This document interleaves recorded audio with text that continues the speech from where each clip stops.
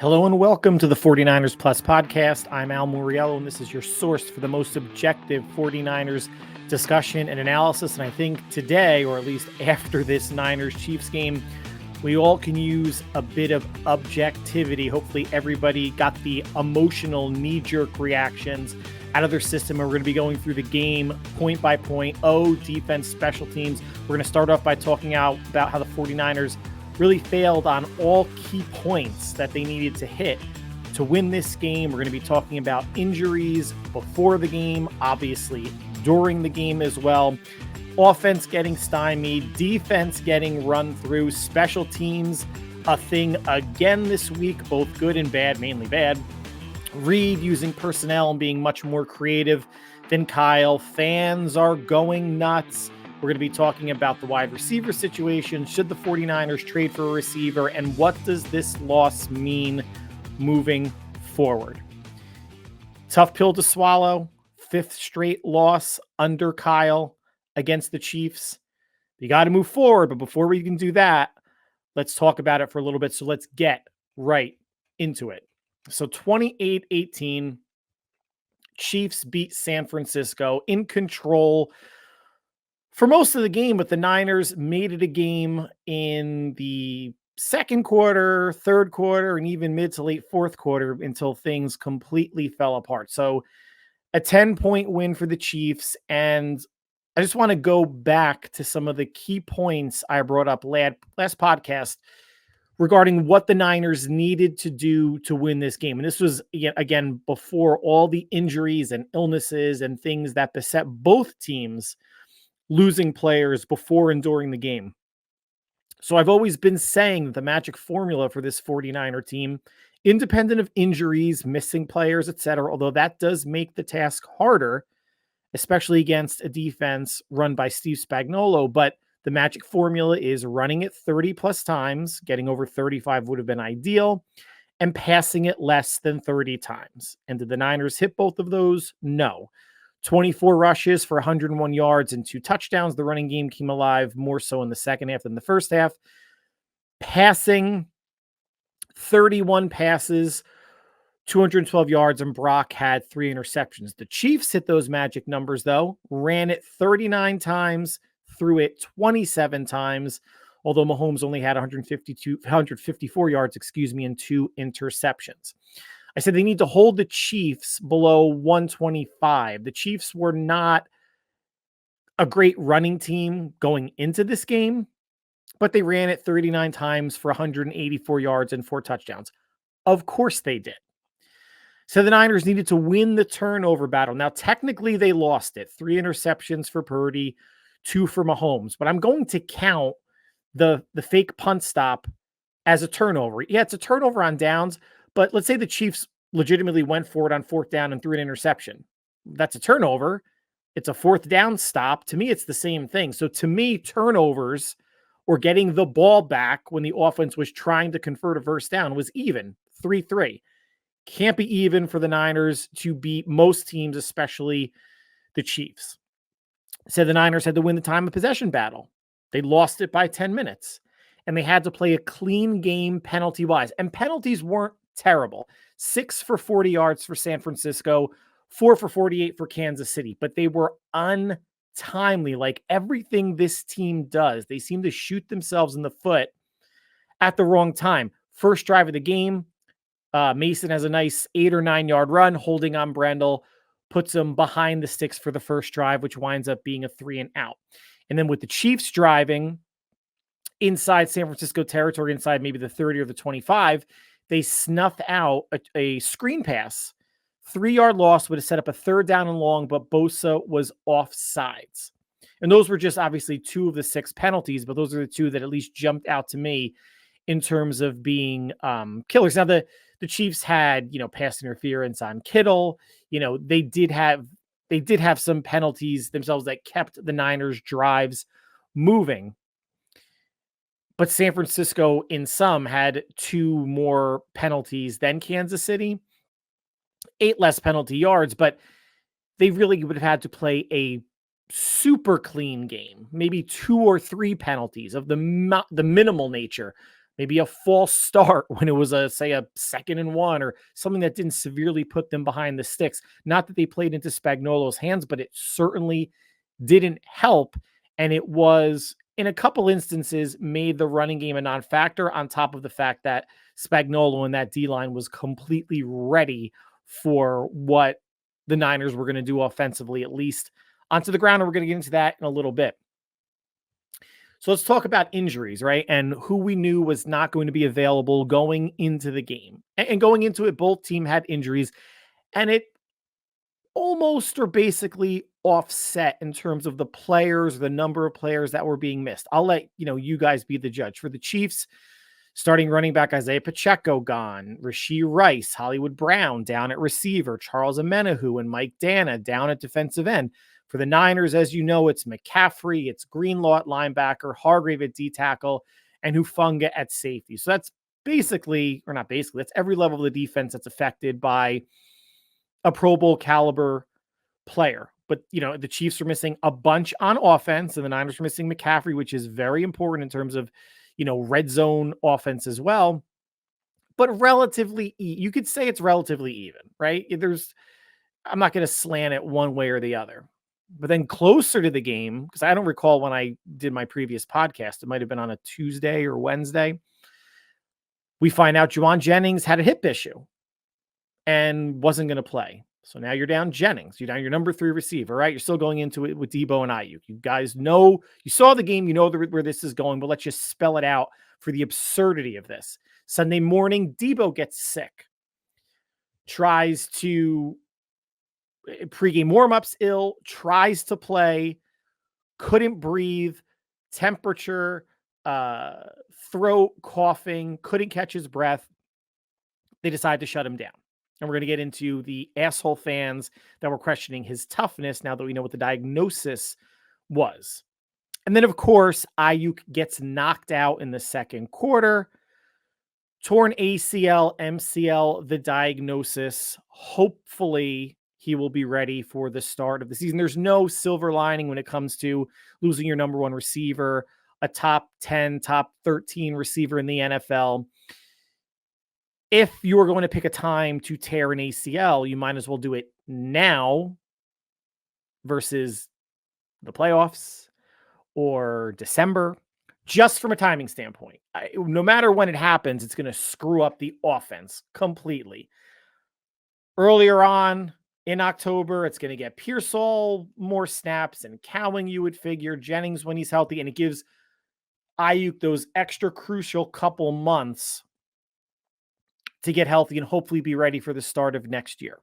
If Greenlaw tore his Achilles in October versus the Super Bowl, he might have been ready to start the season. Maybe I'm grasping at silver linings, but it sets him up better for a sooner return in 2025 for whatever that's worth.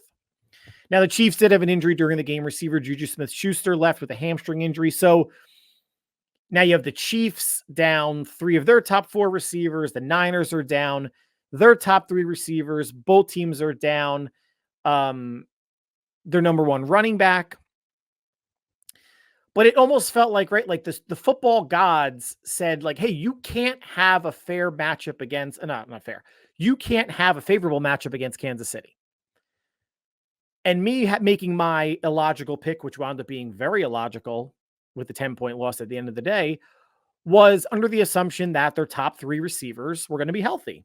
I thought, well, Niners, yeah, they got some injuries. McCaffrey's a big one on defense. Obviously, some stuff's going on. But the Chiefs have their fair share of injuries, which is going to limit the damage that Mahomes can do through the air, right? He was averaging, what was the graphic? Like 337 through the air. His last 4 games against San Francisco went for, $154 this game. And they need all that much since they ran for over 180 yards on the ground.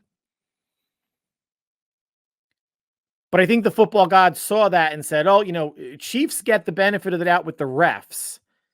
And I think they did again yesterday. Nothing that would have changed the outcome, but a holding, clear around the throat, spin hold on Bosa on the play where it was a 3rd down, might have been in the 3rd quarter or even the 4th quarter, where Mahomes kind of stepped up, wound up getting tackled around his legs, falling forward, winds up throwing it to a receiver. And just like in Chiefs fashion and luck, I think Mecole Hardman stuck his hand out, thought it was for him, tipped, went off of Hardman's hands and into the hands of the receiver behind him. And I forget who that was. And then on one of Xavier Worthy's jet sweeps, Travis Kelce out in front blocking. Jair Brown completely turned around, back to Kelce. Kelce has both hands on the 2-7 on his back, pushing him. That's a legal block in the back. I saw it as it was happening. I confirmed it on the replay. Refs aren't going to see everything. Just like John Madden used to say, you can call holding on every offensive play if you want to. But boy, did the Niners get called for some holding, penalties and stuff that they just, I don't know if they turned a blind eye or whatever they're looking at. There were at least 2 big misses in my mind by the officials, and probably more if on both sides, if I went back to watch the game again, which I have no desire to do. So what are we left with when all is said and done? Around halftime of this game, or midway through the second quarter, we are basically watching both teams' preseason offenses go up against each team's basically starting defense, right? Niners, couple more injuries on the defensive side than the Chiefs have. And I want you guys just to think about this for everybody that's so pissed about the loss and Kyle can't beat Andy Reid, which we know, and people making crazy proclamations about Kyle and this team is terrible and Kyle should be fired and yada, yada, yada. We know as a fact, we have the evidence, at least against the Chiefs in the Super Bowl, at least against the Ravens on Christmas Day, when the Niners have gone up against a strong secondary that can play sticky man coverage. And I thought that, maybe without L'Jarius Sneed, who's having a bad season, is he with the Titans or the Colts? I don't even know. I don't even care. But he's not with the Chiefs anymore. They would think that maybe there's an opportunity on the other side of all-pro cornerback Trent McDuffie. And that generally wasn't the case. And, the Niners went to Seattle, and I still maintain I think Seattle has a pretty decent secondary and a team that can run that type of defense. And Mike McDonald last week, or 2 Thursdays ago, didn't really do that. We didn't see that much out of Seattle. If we did, I can almost guarantee Brock wouldn't have thrown 3 touchdowns, right?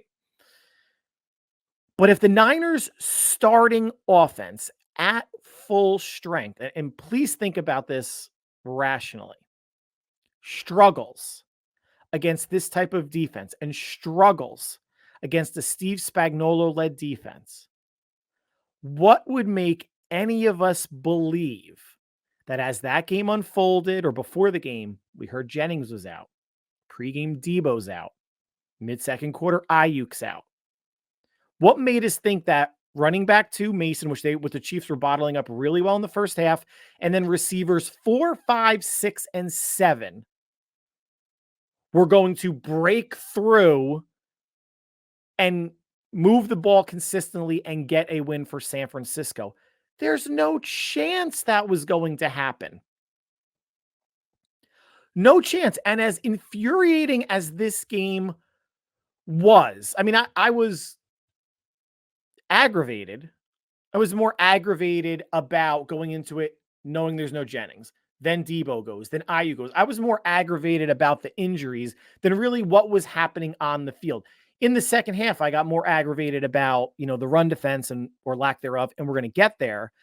But it almost, the feudalness, if that's a word, of the situation wore me down, that I didn't think, well, how are they going to have a shot? How is this offense, when all cylinders are firing, can't beat a defense like this? And then what they had remaining out there on the field, why was it going to be different with lesser players? And I know I had my illogical take on why the Niners were going to win. I let logic prevail at that point yesterday. We're figuring, it was over. The Niners teased us a little bit. We're going to get into that. But honestly, for all of us, I think it's fair to say the Rams loss and the Cardinals loss should actually be the ones that we are pissed about, that we do find infuriating. If anybody's still losing sleep about 49er losses, those are the ones that you should lose sleep about, because one, they're inferior teams, wildly inferior teams, especially with what the Rams put on the field offensively in that game. You want to get pissed about Moody missing a 55-yarder? You want to get pissed about Ronnie Bell dropping a ball? That's fine. But when those two teams line up, it should not come down to one or two plays against a Rams team like that. That even if they won that game by 3 or by 7, you should not feel, win's a win. You take it, but they should stomp that team. Same with Arizona. They had a chance to win that game, but they should stomp them. Those are games that should not even be close. And maybe we're thinking about the 49ers more holistically, historically, as being a better team than they are now. But again, you line those 22 players up across from each other, O and D respectively, they have clearly the better team, the more talented team. So this Chiefs game doesn't bother me nearly as much. Would it have been great to get a win against Mahomes and Reed and especially because Seattle wound up, trouncing Atlanta earlier in the day to stay ahead in the NFC West? Absolutely. But it was such a war of attrition that even though San Francisco had a chance, so we're gonna get into that, into the third and fourth quarter. Here's, again, just something that I want to ask everybody, because hopefully we all got the emotional, knee-jerk, nonsensical rants out of our system, or are ignoring them or scrolling past them on social media. I just want to ask that. If you're going to have a game where you're putting the Niners backup offense on the field against the Chiefs D, do you like that matchup better than the Chiefs backup offense against the Niners basically starting to, and again, missing Greenlaw, Hargrave, and Hufanga, which aren't trivial misses, but Hargrave would have done nothing for the run defense. Greenlaw, potentially. And Hufanga just plays like a heat-seeking missile and kind of wild. But do you feel like you're really missing that much with him out the way Mustafa's playing? The Chiefs defense at full strength basically strangled a Niners defense that was missing 4 of its top skill position players. Again, the delta, the gap between the Chiefs D and the Niners O was so much wider than the gap between the Niners D and the Chiefs O. And there might not have been a gap there. The Chiefs O won that battle as well. So all these things taken into consideration after the fact, when you step away, when I'm, doing my research, looking at, stats and yards per attempt, which Brock had the higher yards per attempt, wherever that's worth. Third downs, terrible again for San Francisco, 2 for 11. Chiefs well over 50%. I think they were 8 of 13, 8 of 14. The 49ers defense played well in spurts, but not consistently, and generated 2 takeaways and a third turnover on that fake punt stop, but not consistently enough to certainly get the Chiefs off the field on third downs. And when you got into the second half, they were running the ball down the Niners' throat and converting third downs that way, knowing the Chiefs weren't going to pass. It shouldn't be surprising that the Chiefs won overall, right? They came into this game winning 4 straight. If the teams were at full strength, it wouldn't be surprising that the Chiefs won the game. Seeing who each team was missing and how many skill players the Niners were missing offensively against the Chiefs D that, again, controls that offense when it's at 100%. What do we really expect, right? We would have expected, if we knew going into the game, no Debo, Ayuk, or Jennings, I think the Niners losing by 10 would have been, I guess, a moral victory, right? And it should have been a 1-score game if not for the missed Carlson extra point, which forced them to go for 2 later on. So theoretically, it's a 1-score game when you compare the types of scores each team's had, but the missed extra point was just big, like it was in the Super Bowl. So let's break it down now. Offensively, Brock obviously didn't have a good game. He had a bad game. I'm not going to sit here and defend Brock, right? But I'm also not going to take any stock in an article that comes out today where, an NFL executive is saying really the Niners really have to think about, what they're going to do with Brock Purdy next year. Like, really? All right, didn't have a great game against Minnesota. Didn't have a great game against Arizona and this game.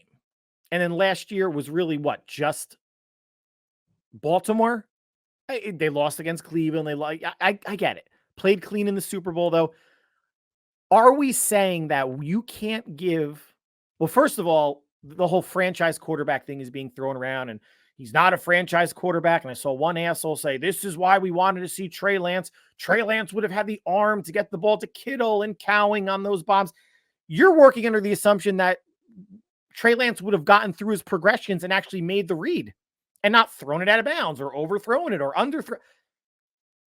It was awesome that a Twitter twat brought that up, but so laughable. But those assholes that are holding on to the whole Trey Lance thing need games like this to feel vindicated, even though their take was terrible then and is still terrible now. But going back to the GM that's saying, got to think about giving Brock Purdy, a lucrative extension. First off, he's going to get it. It's just a matter of how high over 50 is it going to be, and is it going to be over 60? Did Trevor Lawrence deserve it? Did Dak Prescott deserve it? Did Tua deserve it, independent of the injury history? Did Jared Goff deserve it? Now, I know he's playing well, but he's still Jared Goff. Did he really deserve that much money? If he leads them to a Super Bowl and they win it, then the answer is yes. Great. He's going to get paid. Brock is still a franchise quarterback. Franchise quarterback does not mean a top 3 quarterback in the league. Probably doesn't mean top 5 or top 7 quarterback in the league. It means a quarterback that fits your system, that wins, that can execute the offense that you want to and perform at a high level. A franchise quarterback is a quarterback that can perform at a really high level. And yes, 2024 and 2023 are 2 different years. He was an MVP finalist last year, not having an okay or pretty good season thus far, seemed to be pretty much in control of the offense for the vast majority of the season, and had a clunker against Kansas City. But can we attribute some of that clunkiness to being without a lot of weapons? Patrick Mahomes was, right? 2 interceptions. Patrick Mahomes, no one's shitting on him. Why? Because he ran one down the sideline, which we're going to talk about, of people thinking that. Well, let's just talk about it now. That run down the sidelines where people are saying, oh, the Niners were afraid to hit him, and that's why he ran down the sidelines. No. And I don't understand how people can watch the replay and still have that opinion. He beat Warner, got the edge, went down the sideline, faked a pitch. Dre Greenlaw. D. Winters was pursuing on that angle, but he was in front of Mahomes. Overran it. Mahomes slowed down. Winters didn't. Basically overran him in front of him, took himself out of bounds.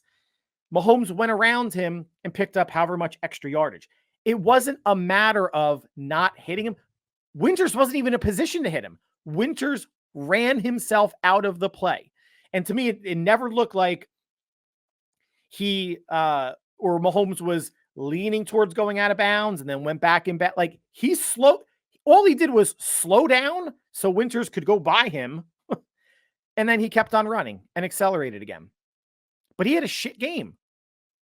Mahomes had a bad game. And on the season, 6 touchdowns, 8 interceptions. You take the name off of the jersey, everyone's going to say, who's that shitty quarterback?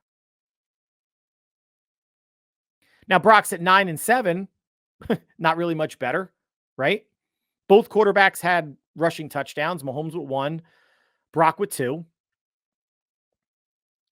And Mahomes' interceptions were unfortunate timed as well. We're going to get into that, and let's not talk about defense just yet. So, not here to defend Brock. And the interceptions were killers. At least the last 2 were. The first one, the read to Kittle, he forced the ball. Bad read. If you want to call it a killer, fine. Any interception where you're turning the ball over and giving Mahomes another shot, that's a bad thing. but he threw it into double coverage. He threw it late. Safety jumped in front of it. Okay. Second pick was the pick to Ronnie Bell. And Brock said all the right things in the post-game press conference. He's got to throw a better ball. He's got to play better. I don't even know if I've listened or watched and listened to the post-game presser. I don't recall if he said that he thought Bell was going to take it. He was going to angle it up almost like a sideline post or an out. And Bell flattened it off, ran it much more shallow. All I do know is watching it live and rewatching the replay, Brock released the ball before Bell got out of his break. So Brock's anticipating this, and Bell runs this. Shallow. Ran it 7-8 yards. He took it horizontally, and it should have been angled. And the last one, and it was 14-12 at the time. Niners had the ball at the 34. It was a 3rd down and 6. That could have resulted in points because I guess Carlson's better kicking, 50-plus yarders than extra points. And the third one was obviously inside the 10 in the fourth quarter, 21-12. Brock was hit, which affected the ball a bit. Might have been intercepted anyway, but gives the ball back to Kansas City. You cannot, listen, as much as everyone talks about, especially Kyle Shanahan, when you play the Chiefs, you need 7 and not 3. 7 and not 3. I get it. At this point in the game, though, 7 or 3 doesn't matter. You just need to make it a 1-score game. And when the 34-yard line is obviously you're the edge of field goal range, and you want to, push closer and try to get into the end zone. I get all that. But when you're inside the 10, and again, another inside the 10 shotgun play, I'm not against the pass, and I shouldn't be against the shotgun. It's just the irony of how I talked about last week, enough with this shotgun nonsense inside the 10-yard line.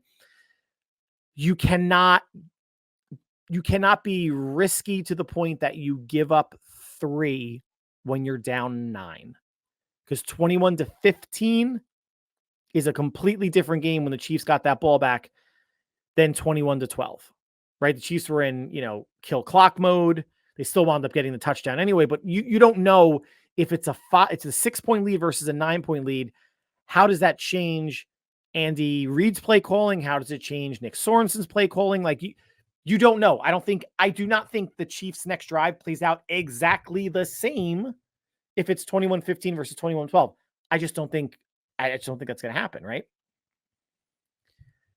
Have to be smarter situationally. Now, yes, Brock got hit, partially what caused the pick, but you cannot sacrifice getting points to make it a 1-score lead by trying to force something into the end zone. And it looked like it was going to be a force into the end zone, even if he didn't get hit.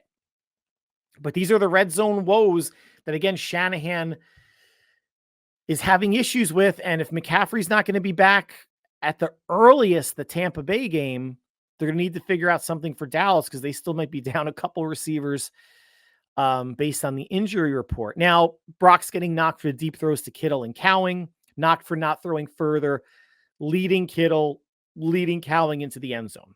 So the pass to Kittle was 40 air yards. Obviously, he's got more air than that. The one to Cowing was 50 yards in the air. And Chris Jones, or whoever the rusher was bull rushing Dominic Pooney, pushing him into Brock so he couldn't step up or get a little bit of that, I don't say like a running start, or at least one extra step to put a little bit more into it. But both were completed. Listen, on a day where completions, yards, first downs, points were hard to come by, they were completed passes. And yes, if Kittle takes that into the end zone, that's 4 more points because that drive ended in 3. And if Cowing takes that into the end zone, that's 6 or 7 more points. And that was a drive that ended in the interception. Would have made it a 1-score game, 21-19, 21-20, whatever it would have been. 21-18, if Carlson missed the extra point or they go for 2 and miss it. I'd rather, listen, yes, we all want the 7. Happy that it was completed. Happy he didn't throw it too far into the sidelines, that it was an incompletion. Happy it wasn't underthrown to the point that it was intercepted. Okay? Yes, those big shot, they still have got big shot plays, and one nice 25-yard run from Mason.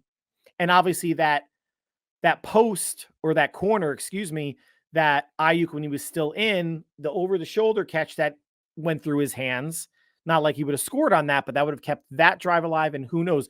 So Brock and the Niners had their opportunities either for big plays or to make big plays bigger plays, and we could all get greedy. I agree. I'm not gonna say that people aren't wrong, but I'm just gonna go of the, and I'm not a Brock homer or 49er apologist at all. I'm glad those passes were completed, especially at the times they were. Kittle's was at the end of the first half, 14-6, made it a one-score game. Now, Shanahan's decision to run the ball with 20-something seconds left and to rush the field goal team on, I don't know how I feel about that. Take your shot passing into the end zone, right? Take your shot. You have a better shot passing, I would think, than running it there, especially the way that the Chiefs are defending the run in the first half. So if you want to take exception with that, I'm with you. But at least that throw and that field goal got it to one score at halftime. Hey, Cowing, nice that you played some offense. Showed some speed, fastest player on the offense. Maybe Grendo, but Cowing probably plays the fastest. Got a tunnel screen, also known as a Debo play. Look, Kyle. Look, you actually have players that can do some of the things Debo can do. Not as well. Cowing's 5'9", 175, 180. Debo's 6 foot tall, 215. Different build of an athlete. But you can run, and they only ran it once. No jet sweeps, no end arounds. They're not using Cowing's speed or others the way Andy Reid was doing it with Worthy and Mecole Hardman. We'll talk about that again. I just jumped ahead a little bit. But at least Kyle is seeing what Cowing and Pearsall can do now, but it was forced. And I think part of Pearsall being activated was because Juwan Jennings was hurt.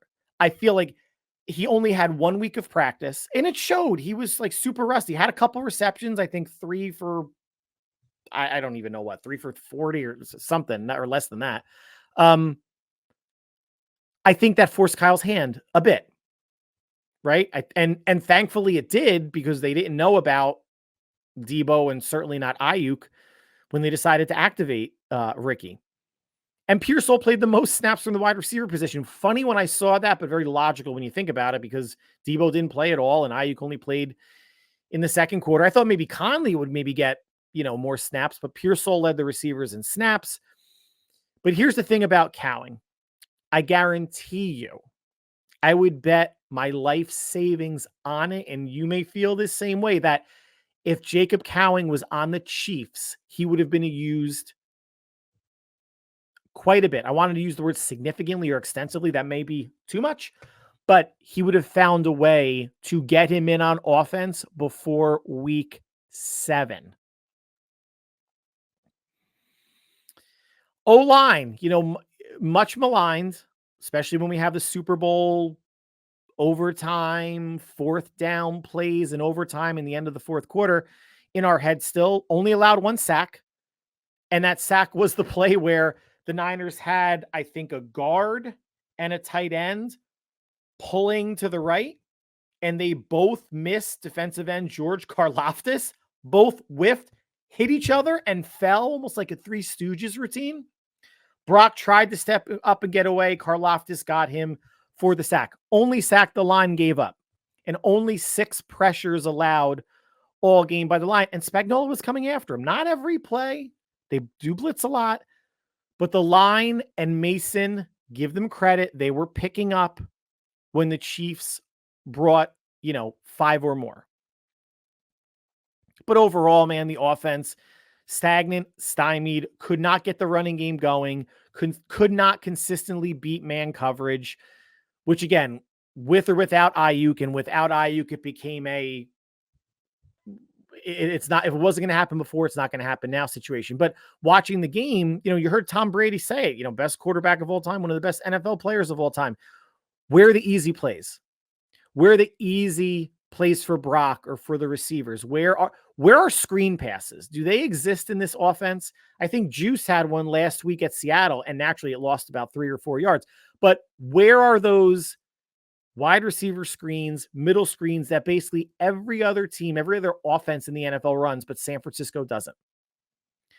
You can do it to Kittle. You can do it to any receiver. You can do it to another tight end. You can do it to a running back. They don't do it at all. And obviously, run after the catch yak is way down this year, bottom of the league. It's a good way to get some yak yardage if this offense still believes in that. And they might not have a choice moving forward with some of the wide receiver injuries. They might not be able to push the ball the way that, I don't want to say the way that Kyle wants or Brock wants, but those shots, you're always going to, you're not going to run 3, 4, 5 people in the pattern all short. You're going to have short, intermediate, and deep. You're going to be running your deep shots, but you're going to be running with receivers, maybe outside of Cowing, that aren't going to be able to take the top off. So the defense started out, man, same old stuff, right? We're going to rush 4, minimal blitzing, not really going to be generating a lot of pressure. And maybe I can understand that approach specifically for this game, because I saw some stat that the Niners, and it was like an adjusted value type of metric, are number 1 in the league in pass defense when rushing only 4. Boy, does it not feel like it. Thank you, analytics, for providing this stat and talking point. But from anybody out there, does it feel like this is a number 1 pass defense when they're rushing 4? If you want to say top 15, I could buy it. Doesn't feel like number 1. But this game, maybe you understand that with Mahomes missing so many weapons, Pacheco, Brown, Rashee Rice, Juju going out, that, all right, let's prove that their B squad can beat our zone, even though our offense, the Niners offense, couldn't beat their man. Hopefully I said that right. I think I did. But even with that, though, even knowing that, yeah, Mahomes is still Mahomes. Mahomes is still a 6 touchdown, 6 interception quarterback, 6 touchdowns, 8 interceptions after this game. Still the best quarterback on the planet. I get all that stuff. But now you're down another weapon in Juju. Where's the aggressiveness? Where's the challenging the receivers? We saw, a couple times Mahomes just, checking it down or running a quick curl to whatever side the cornerback was 10 yards off. You could be X number of yards off of Xavier Worthy, and they did take that one shot where, the corner let him go to Mustafa, and he wound up beating Mustafa, and Mahomes overthrew it to Worthy, is probably like 60 plus yards in the air. That's an example too. The philosophy of either my receiver or nobody catches it is great. But if he had underthrown Worthy a little bit and caught it, I'm not sure if that drive actually led to points or not, but that's an example too of the Mahomes missed him completely. And I'm sure Mahomes rather would have had a 50-yard catch and tackle versus an incompletion, going back to Brock's no air quotes, underthrows of George and Jacob Cowing. But the Niners didn't force the issue. How often did they blitz? I nothing stands out in my memory of a blitz that worked or a blitz in general. 2 interceptions. Kudos to Kalia Davis, getting his paw up there at the line and making the pick.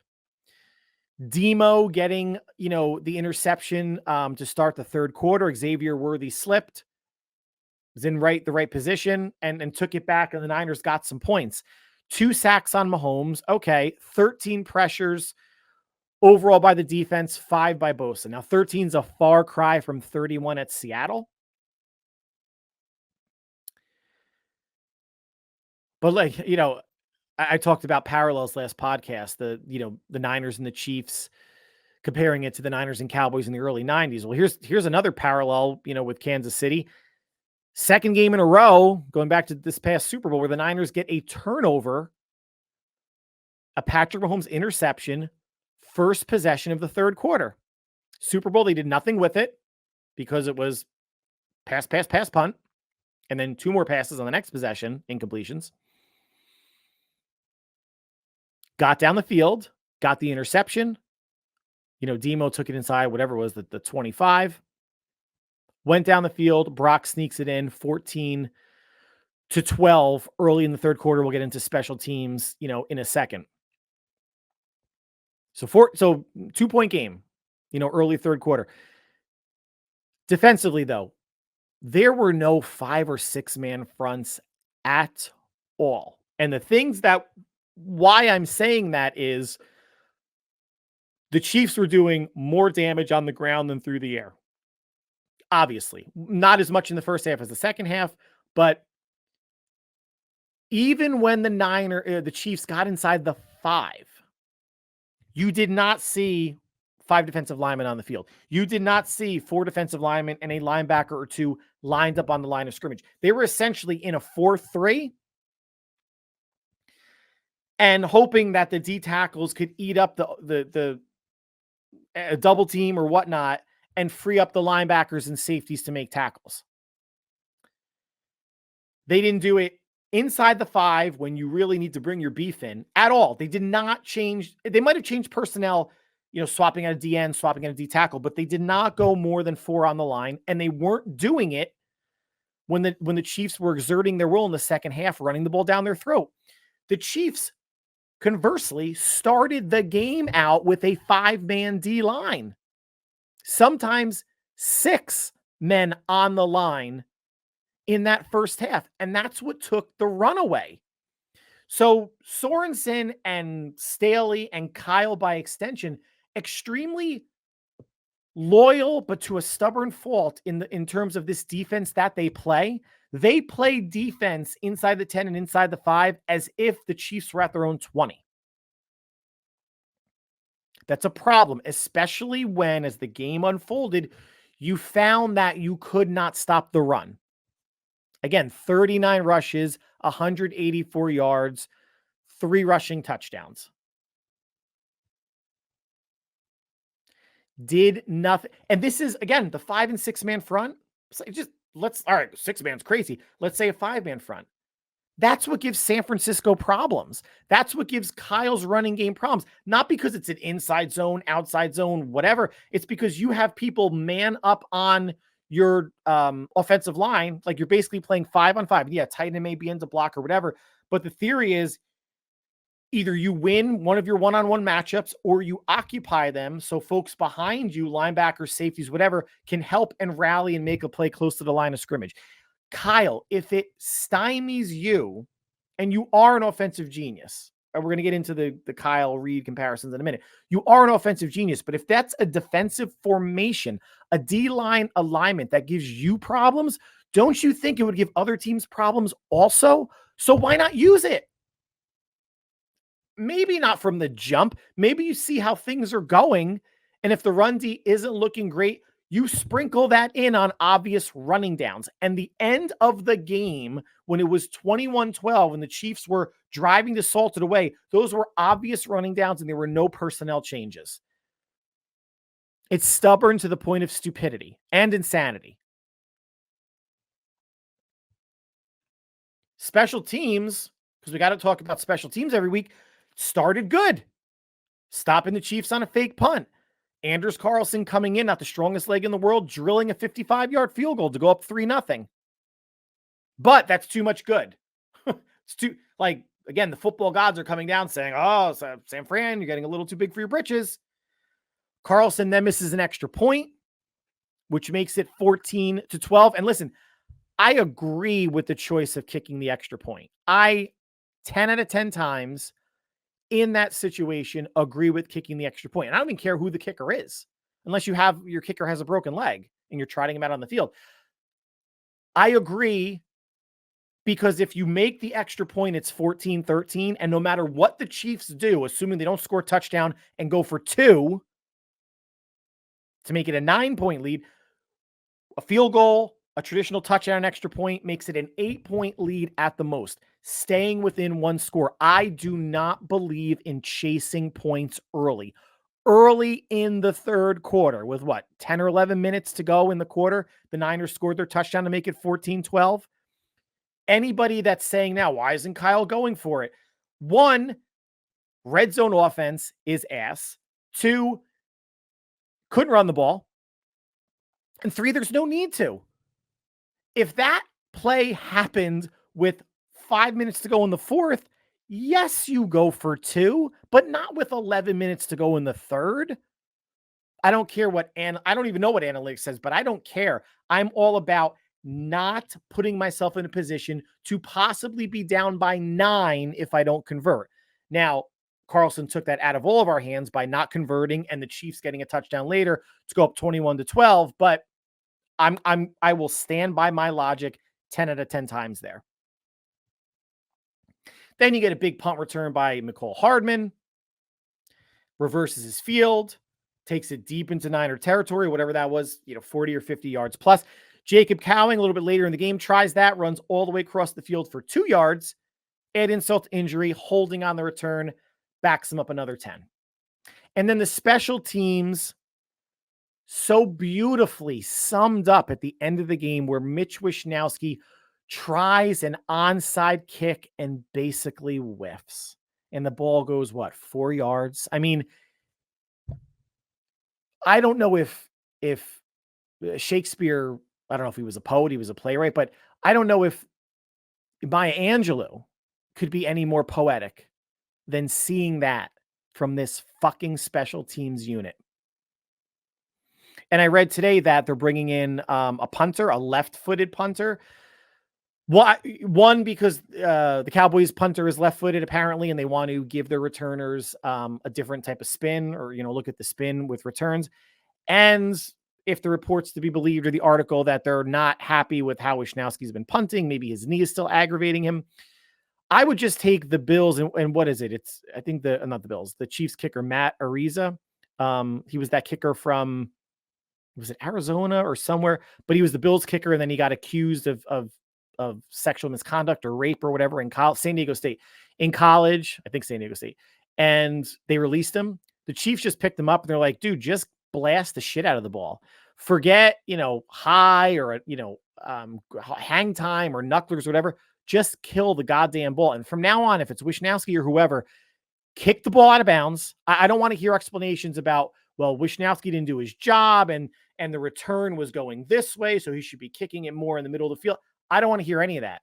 Kickoffs, when Moody comes back, into or out of the end zone every goddamn time. Punts, if you could just get it into the end zone, get it into the end zone. If you can kick it out of bounds, I'd rather you kick it out of bounds for a 35-yard punt than risking this fucking special teams unit allowing someone to return it 35 yards. Oi, you can't have a week without special teams being an issue. Now, real quick, though, we all know this, and it's okay. Doesn't mean Kyle is dog shit, because he's not. But Andy Reid is a much more creative play caller than Kyle Shanahan does, and he uses his personnel much better and more fully than Kyle does.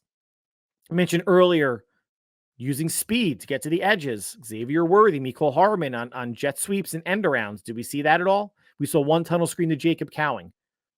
Cowing was, or should have been, a factor before Ayuk got hurt because Debo was out. But wasn't. It took Ayuk's injury for Cowing to get on the field. Think about that. Think about again, I want to call it stubbornness, but the anxiety or discomfort that Kyle has with certain players that he shouldn't.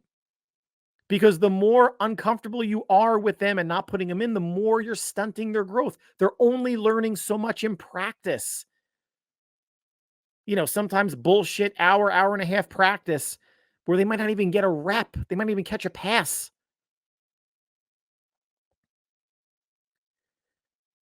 Reed would have used Cowing a lot this year.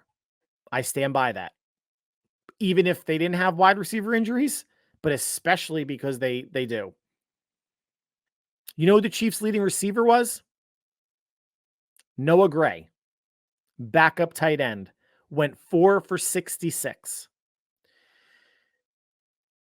There's no world that exists, if you believe in the multiverse, like the multidimensional theory. There's no earth out there in the multiverse where there would ever be a Kyle Shanahan game, 49er game, where Kyle Shanahan, if he's a coach of another team somewhere, where a backup tight end would lead the team in receiving. Even if they were down to only one healthy receiver and your starting tight end was out, the backup tight end still would not lead the team in receiving that game. Backup tight ends for Kyle are irrelevant. Bringing a backup tight end into the 49er offense during a game means, oh, there's another blocker. There is no deception of a threat. There is no moderate threat. There is no overt threat that a tight end will actually catch passes for this team.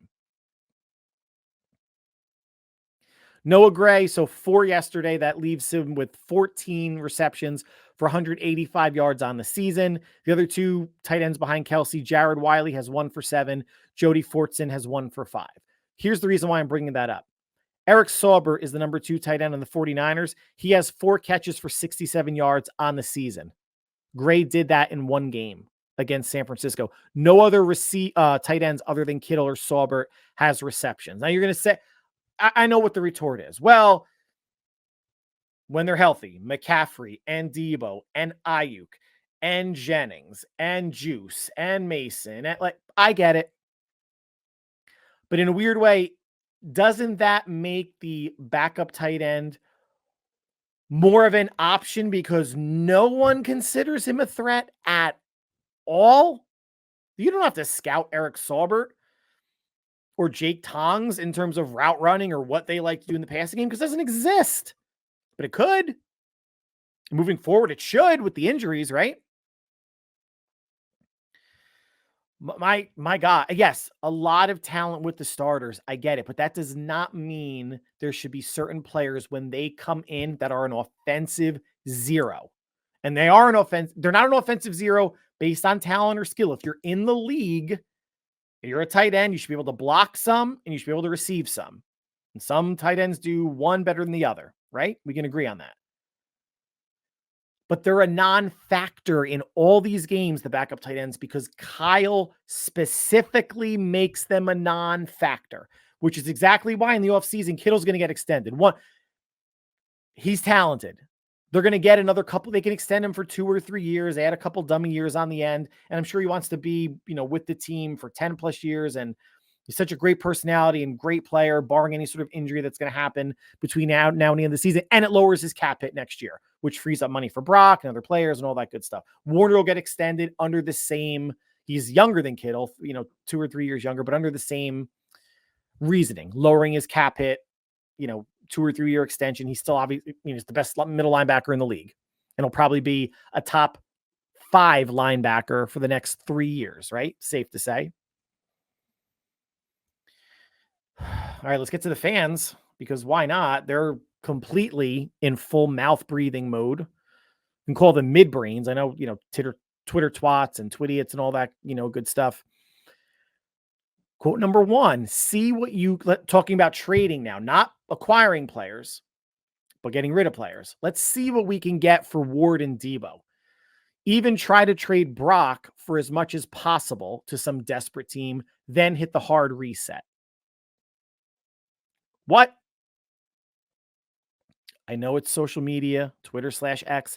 I know there's idiots abound, overflowing with idiots. There's no way this happens for a couple reasons. One, it's stupid. That's the biggest reason. But also, the Niners have a bye right before the trade deadline. So they're they have Dallas, then a bye, then at Tampa. The Tampa game would happen after the trade deadline, right? So they would have to make a trade during the bye, which they could to acquire, but not to let go. Let's say the Niners even drop the Cowboy game and they're 3-5. They're going to still look at their team with players coming back saying, hey, listen, we have the talent to maybe make a run. So they're not going to be you can't say anything for certain, but I highly, highly, highly, highly doubt they're going to be in selling mode, even if they drop to Dallas 3-5. If they beat Dallas and they're 4-4, now you get some momentum going into the bye. You have Tampa Bay and Tampa coming out of the bye. maybe you can get onto a little roll. And then after Tampa, it's Seattle, which they've owned. Maybe, things break their way. They can win the next three. I know it's asking a lot, but they are not trading away players. I know Debo was part of, some trade talk, and so was Garrett Wilson for the Jets. League sources say that Garrett Wilson might be a name to watch in terms of a trade, that Debo might be a name to watch in terms of a trade. You know what really all that means is that if some reporter, and we're actually going to say a reporter, not some twittiot that thinks they're, more important than they actually are. An actual reporter is having a discussion with say a GM of the Chargers, GM of the Cardinals, not even GMs, just personnel people for any team in the league. And that personnel person just has the opinion of, I wonder if, someone like Garrett Wilson would be a trade candidate, or Debo. And this was before the Ayuk injury. Now there's zero chance. All you need is one person to hypothesize it. And then that becomes a thing in the news cycle, especially on social media, that Garrett Wilson might be a subject of trade talks. Why? They just brought Devontae Adams in. And this was before they lost to the Bills when they were 2-4. Now they're 2-5. And I still don't think you're going to trade Garrett Wilson. The way it's looking now, Aaron Rodgers may be done after this year. He just looks old and timid and scared to get hit. And the Jets more than likely aren't going to make the playoffs, although 4 of their next 5 games are winnable. And if that's the case, they win 4 or 5, then they're 6-6, and who knows going to the last 5 games of the season, right? Wilson's not going anywhere. Chris Olave for the Saints isn't going anywhere. Debo's not going anywhere. Wasn't going anywhere before. Now he's certainly not. Off season, maybe still. I've been saying this for a year and a half. But now you have Ayuk hurt, so that maybe changes the equation. Fans getting on Debo for his illness. Quote, come on, man, drink some Pepto, weak-ass, overpaid, always hurt millionaire. And there were people out there, I shit you not, that were saying that Debo sat out the game out of spite because a couple days before the game, there was speculation that Debo could be traded. Can't make this shit up. Don't need to make this shit up because there's too much of this nonsense on social media. And then, of course, Kyle, and I think I combined these from a couple of them because people are all saying the same thing. Kyle's got to go. I've seen enough. He's not much better than special teams. Leave him in Tampa after the bye week. They're not going to beat Dallas. Season's over, et cetera, et cetera. Moody missing a field goal isn't on Kyle. Bell dropping passes, running wrong routes isn't on Kyle. All these injuries across the board before and during games and illnesses isn't on Kyle. Has this team looked great from the jump? No. Looked pretty good against the Jets, and they are what they are. They were a 3-3. They felt like a 3-3 team against Kansas City. Now they feel like a 3-4 team. But again, how much stock or anything do we want to take out of that Chief game where it was an uphill battle going in and then became climbing Everest while your hands and feet are covered in Crisco after all of the injuries and illnesses that they sustained a couple days before the game and then through the game? I'm not leading. Again, this isn't an excuse. It's just reality. Said it before. Niners at full strength struggle with this type of defense. Niners at 50% strength. What do we think is going to happen? Let's talk about the receiver situation. And you guys know this by now, I'm sure, but Debo has been hospitalized, depending on when you listen to this. I'm recording it on Monday night, the 21st. Monday was hospitalized due to pneumonia and fluid in his lungs. He was actually hospitalized Sunday after the game. So he was sick. Got hurt last year. Yeah, missed a couple games. Hairline fracture of his shoulder. Debo plays hard. Debo's a tough dude. Debo tried to play through, which at the time no one knew was either the onset of pneumonia or full-blown pneumonia, wherever it was at that point, 1:25 Pacific time. Kittle's got a sprained foot. He's day-to-day. Conley has an ankle sprain. Chris Conley at receiver.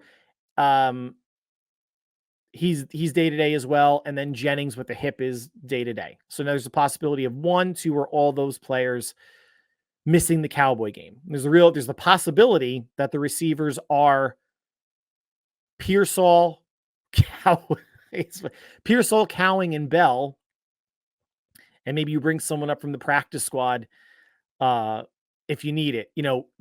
Being in the hospital on Sunday afternoon, Sunday night, to potentially playing the following Sunday night.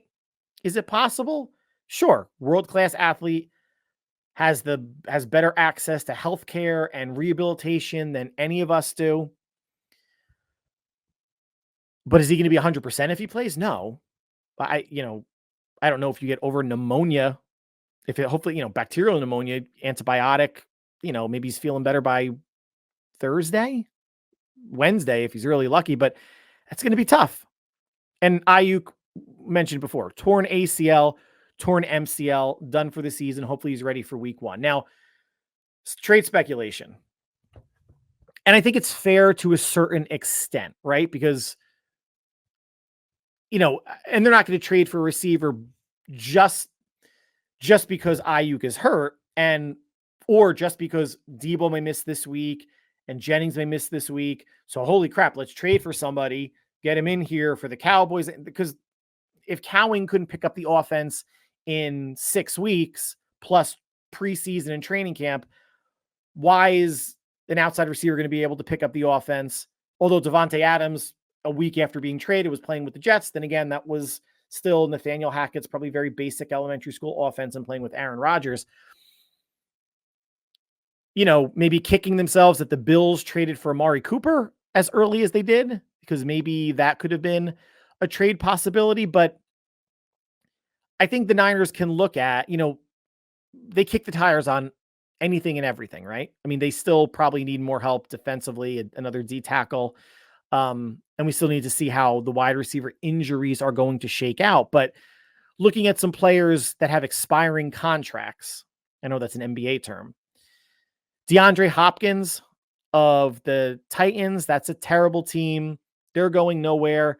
Still a savvy veteran, 32 years old, went over 1,000 yards last year for the Titans with Will Levis and was it Malik Willis playing quarterback at some point? Bottom line, bad quarterback play. DeAndre Hopkins still went over 1,000 yards. They brought in Calvin Ridley, who's the new number 1. That team is going nowhere fast. Hopkins is not going to he's a free agent after this year, and I think he's probably going to want to sign with a contender. So maybe they try to get something for him. Deontay Johnson with the Panthers. Now he's signed, I think, into 2025, but at least explosive receiver, shifty, someone that can help this whole man-beating problem that they're going to have. From the Panthers, Christian Kirk, the Jaguars, he is under contract for 1 more year, but it's not guaranteed. They can see what the Jaguars would pick up of his existing deal this year. Mike Williams of the Jets.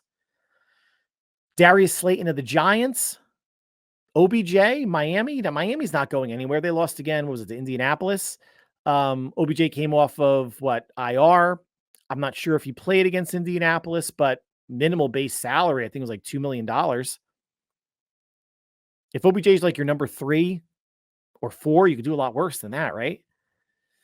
And let's throw in Kendrick Bourne from the Patriots, although I'm not even sure if he was activated off of IR or PUP or whatever he was on. So there's options. There's options there. And I think what's good is, the trade compensation for high-level players like a Devontae Adams and Amari Cooper was not bad. So if you can get a Mike Williams, I'm just going to throw it out there for like a 5th or conditional 6th, Christian Kirk for a 4th, Hopkins for a 5th, Slayton for a 6th or 7th. Like, it could be very affordable. It's just going to be a matter of obviously bumping someone off the roster, and it would be Ronnie Bell. Yay. But I could see more likely them running with, when everyone's out of the hospital and healthy, Debo, Jennings, Pearsall, Conley, Cowing, and Bell, because that's still 6 receivers, right? If they're going to bring someone in, someone's got to go. They're not going to carry more than 6 receivers on their roster. Maybe they bring Terrace Marshall back to the practice squad. Tariq Owens is nowhere close to starting, and Trent Taylor's only there to be a backup punt returner. Maybe this winds up being, I'm not going to say a red shirt. I'm not going to say you're not throwing in the towel, but does this Ayuk injury in what's become a very much a down year for the 49ers, does it help accelerate the growth for the young players, for Pearsall and Cowing? They weren't going to get, they got as many snaps as they did because of the Debo Ayuk Jennings situation. Debo and Jennings are healthy. They're probably your two outside receivers, and Pearsall and Cowing would alternate in the slot, I would imagine. Or maybe they put Pearsall outside or Conley outside. I don't know. But it doesn't hurt to kick the tires on players, especially someone like a DeAndre Hopkins, man, like a good route runner. He can win, contested 50-50 balls. He's not a burner anymore, but that's okay. He fits right in with this wide receiver core.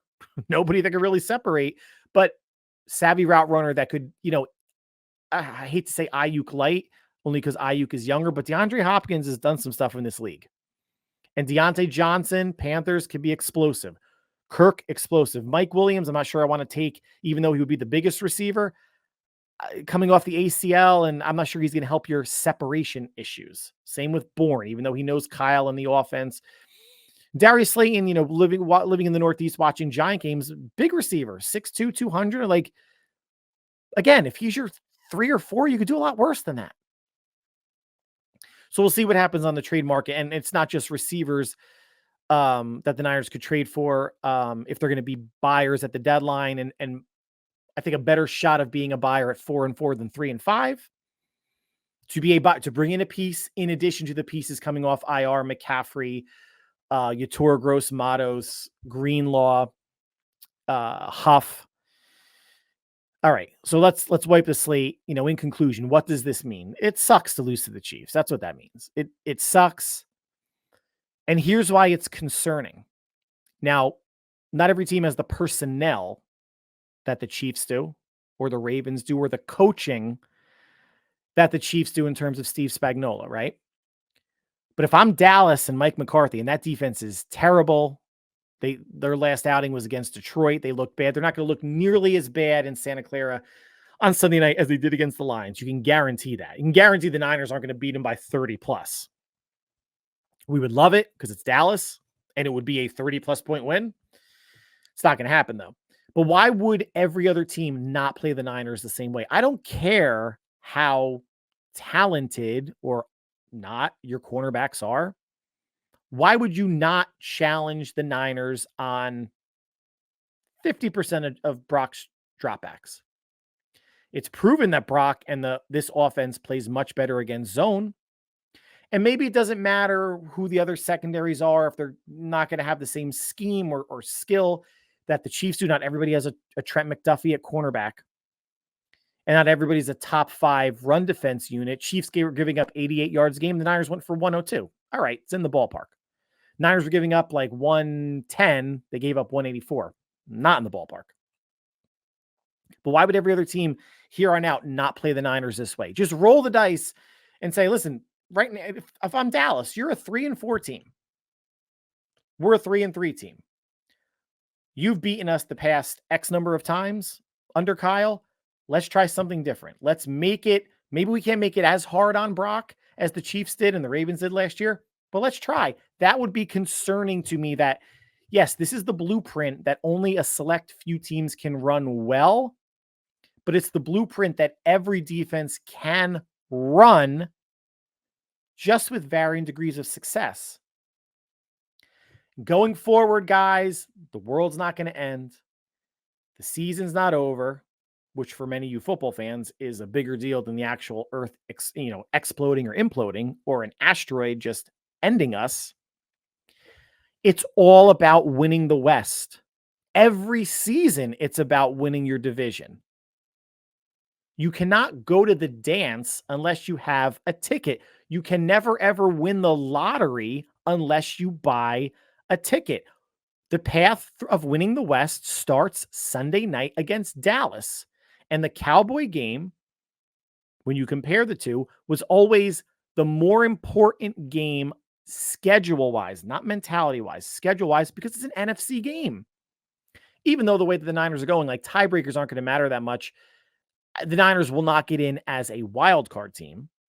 And no one from the West is going to get in as a wild card team. No one from the South is going to get in as a wild card team. You're probably going to get 3 teams from the North, right?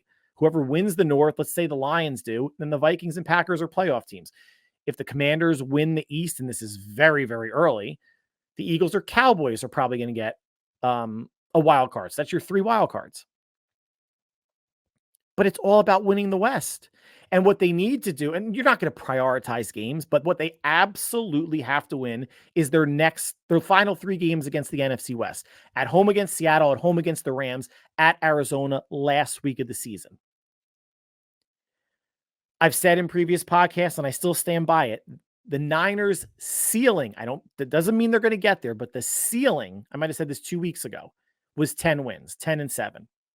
And that still is probably their ceiling, which means losing 3 more games.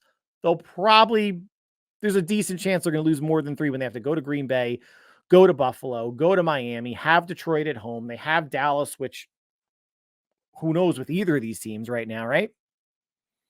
But 10-7 will win the West. 9-8 might win the West. You get to 9-8, you win the NFC West. You don't apologize to anybody. Fuck all. Right? Get a ticket to the dance. Get your home game in the wild card round. Take care of business and figure out where you're going in the divisional round. It might be to Detroit. It might be to Washington or Dallas or Philly. It might be to Tampa Bay. Any of those teams really scare you? Detroit might. They're playing really well. Lost Aiden Hutchinson. A lot of football to go. And I'm not wishing injuries on any team, but for the amount of injuries that the Niners have had, who's to say that the injury bug can't bite a team that the Niners would be, fighting for position with should they win the West? And maybe they're not a 4 seed, maybe they're a 3 seed, or so much football and things to go that could help San Francisco out. And oh, by the way, at 3-4, getting to 9 wins, I know this is like we're bringing the bar down, but you're still, you could bring the bar down and still have your eye on the prize. And right now the prize is the West. The prize is the West. But 9 wins means beating Dallas, Tampa, Seattle, Chicago, the Rams, and Arizona, right? 6 teams, 6 games, very winnable. 4 losses could be in there, right? Detroit, Green Bay, Buffalo, Miami. If you want to break it down like that. Oh, fuck that. I don't want to win 9 games. Why bother making the playoffs if they're just going to, maybe lose in the wild card round or win 1 game and because you don't know what's going to happen, mouth breather. You don't know what is going to happen. You don't know. You could play someone in the division, the Lions in the divisional round, and Amon-Ra St. Brown can turn an ankle and be out for the rest of the game. You just don't know. They could get hot. The Niners can get hot at the end of the season. They could beat the Rams and beat Arizona, like have maybe a little 2 or 3 game winning streak to go into the playoffs feeling good. Entirely possible. It's probably not a Super Bowl year, but you don't know that.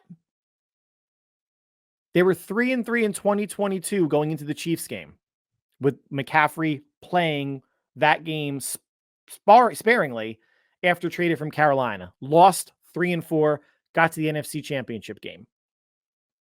Lost to Philadelphia because Brock injured his elbow. 3-3 against the Chiefs, lost 3-4. With reinforcements on the way. I'm not turning this into like a homer, everything's going to be rosy type of thing. It's all about, as a fan and predicting how this team was going to end up, maybe record-wise, it's adjusting expectations, right? The Niners need to make some adjustments, offensively, defensively, special teams. If we're going to let anybody go, I guess it would be Brian Schneider, special teams coach. Maybe at the bye, they do make a change there because it's just terrible. But even if it's not feeling like a Super Bowl year, and for a lot of you, it might not be feeling like a playoff year. That's fine. I can't tell you how to feel. The injuries have become so untimely. The injuries have become so devastating and long, like McCaffrey's injury, going to go, 8 or 9 games long, counting a bye. It's all about winning the West and getting into the playoffs, right? You just want a chance. I don't care who the wild card round is, and if they win that, where the divisional round is. More Niner football is always better for everybody. And I'm not saying it's going to be easy. Oh, Seattle does not have an easy schedule. Are we really going to believe that the Rams are going to be much of a threat when they get healthy, or the Cardinals? The NFC West is a shit show, and be thankful that this is the year that the NFC West is a shit show. Because a lot of people were predicting Rams are going to be good and Seattle is going to take a step back. And Seattle may just wind up being, again, like a 7, 8, 9 win team. And the Rams may be a 7 or 8 win team. Cardinals, 6 win team. Be thankful that while the Niners are having a down year, the Rams are dealing with injuries, the Seahawks still have Geno Smith, and the Cardinals still, in a way, can't get out of their own way. You don't apologize for that. Because Niner fans always find something to bitch about. The Niners can finish 10-7, let's say, miss the playoffs because they don't have a good enough record wild card round, and say the Rams or the Seahawks had an 11 or 12 win season, came out of the blue, then Niner fans would be bitching, oh, my, should have made a wild card round. It's ridiculous. Who saw the Seahawks or Rams coming out of anywhere? Like, they're spoiled fan base, completely spoiled, rotten fan base. I get it. But there is there's 11 more games to go.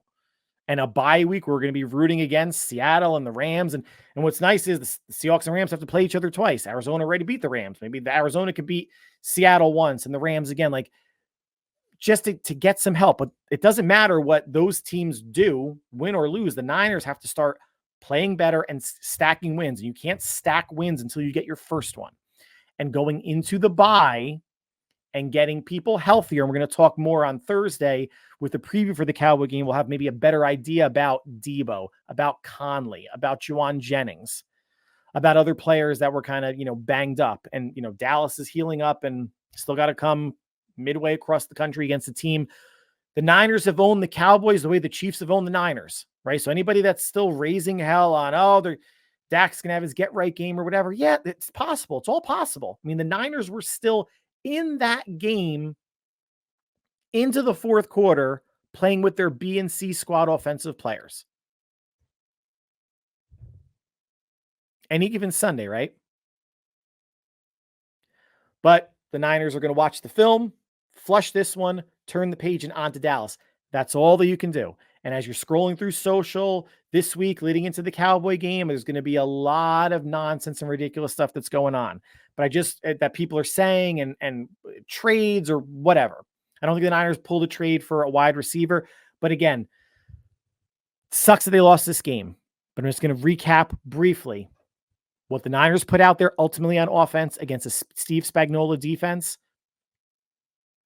The outcome should not have been in doubt. And the fact that it was, I'll give some kudos to the players that were trying, that were busting their ass on offense and some on defense. Warner, Mustafa, Demo. It's 1 of 17. There's 10 more to go. And this is a team that can still ceiling 10 wins. 9 or 10, I think, is going to get them the West and get them into the playoffs. I'm not saying that it will, but I think those numbers and those wins that I mentioned earlier, those 6 or 7 additional wins that they can get, are winnable for them. Nothing's guaranteed, but after the bye, regroup, refresh, reload, and go after it. But it starts with Dallas, and we're going to talk about that on Thursday. So like always, I want to thank you guys for making us part of your listening routine. Congrats to the New York Liberty defeating the Minnesota Lynx for the WNBA championship. The Dodgers take the Mets out in the NLCS. It'll be Dodgers, Yankees in the World Series. Go Dodgers for however much of that I will watch. Probably not much. But until we speak again, pick yourselves up. Head out of your hands. One game, undermanned team. Now it's another rivalry game. And this one's in the 49ers' favor, assuming some of their injured, sick players come back. And we will break all of that down on Thursday. So between now and then, whatever you are doing, stay happy, healthy, and safe, and we will talk soon. Take care.